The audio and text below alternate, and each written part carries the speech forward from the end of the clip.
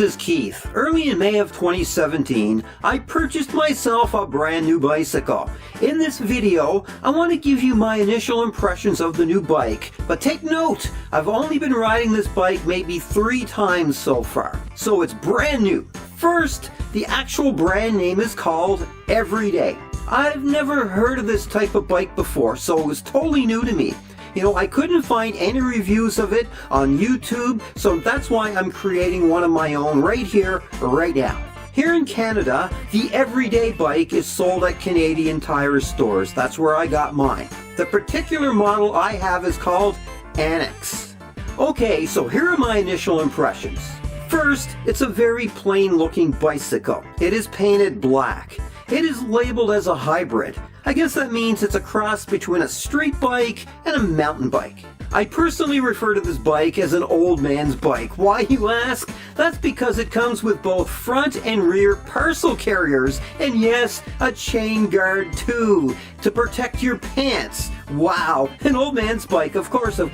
Now the problem with these things on a bike is that they add extra weight. And they also tend to rattle around a lot as they get older, but the easy solution is to remove them if necessary. If they start making noise, you can take them off. By the way, the bike also comes with a belt that came with it on the handlebar. I have to admit, the seat is pretty comfortable. It is spring cushioned from underneath, so it feels good when you're riding it, and that's important too. For the record, this bike has 700C size tires. The gear shift for this bike is on the right side handlebar. You twist it to change gears, that simple. Ah yes, so now we come to the gears themselves. This is a 7-speed bike. There are no front gears to change like you get on a mountain bike, just 7 sprockets on the back wheel. Okay, you're going to consider this feature to either be really cool or really silly. That's because there is a bottle opener on the front fork. That's right, a bottle opener attached right to the bicycle.